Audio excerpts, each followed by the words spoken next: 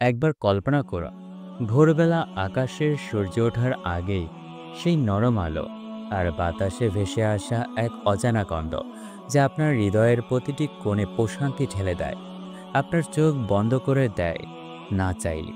আপনার মন হারিয়ে যেতে চায় কোনো অচেনা অথচ আপন এক জগতে। এই গন্ধ কোনো ফুলের নয়, কোনো মাটির নয়, বরং এটি জান্নাতের গন্ধ, এক অপার্থিব সুবাস যা শুধু শরীর নয়, মন আত্মা সবকিছু ছুঁয়ে যায়, প্রেমে ভরিয়ে তোলে হৃদয়কে। হ্যাঁ, জান্নাতে এমন গন্ধ থাকবে যা পৃথিবীর কোনো পারফিউম, কোনো সুগন্ধি, কোনো রজনীগন্ধা বা গোলাপের সাথে তুলনীয় চলে না। রাসূল সাল্লাল্লাহু আলাইহি ওয়াসাল্লাম বলেছেন, জান্নাতের ঘ্রাণ অনেক দূর থেকে পাওয়া যাবে। হাদিসে আছে, জান্নাতের গন্ধ ৫০০ বছরের দূরত্ব থেকেও টের পাওয়া যায়। ভাবুন তো, কেমন সেই গন্ধ হতে পারে যে গন্ধ শুধু বাতাসে নয়, হৃদয়ের ভেতরে ঢুকে পড়ে, আপনাকে এক চিরস্থায়ী আনন্দে ভরিয়ে দেয়। জান্নাতের গন্ধ হবে এমন এক রহস্যময় উপহার যা জান্নাতীদের জন্য হবে চিরসঙ্গী।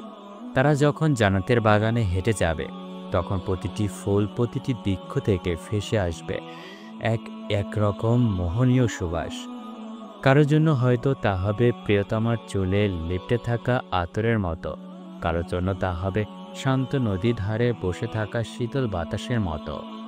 এই গন্ধ এমন নয় যা কিছুক্ষণ পরে উড়ে যাবে, বরং তা হবে চিরস্থায়ী, প্রাণ ভরানো।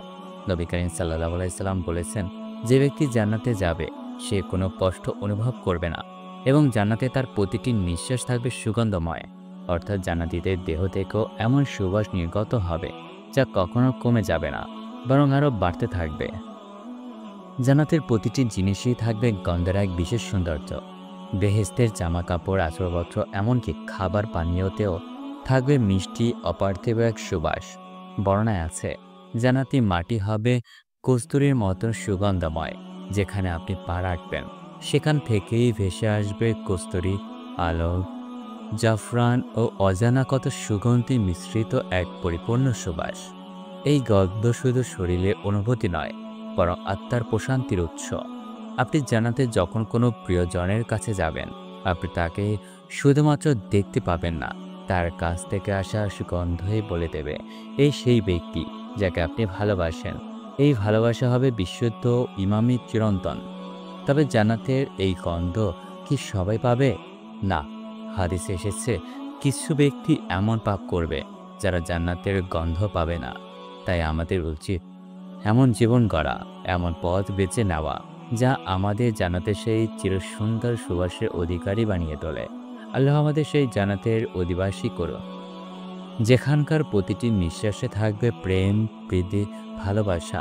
বাতাসে থাকবে প্রশান্তির ঘ্রাণ, আর প্রতিটি মুহূর্তে আমাদের মনে হবে এই ঘ্রাণে আমি হারিয়ে যেতে চাই চিরদিনের জন্য। আমিন।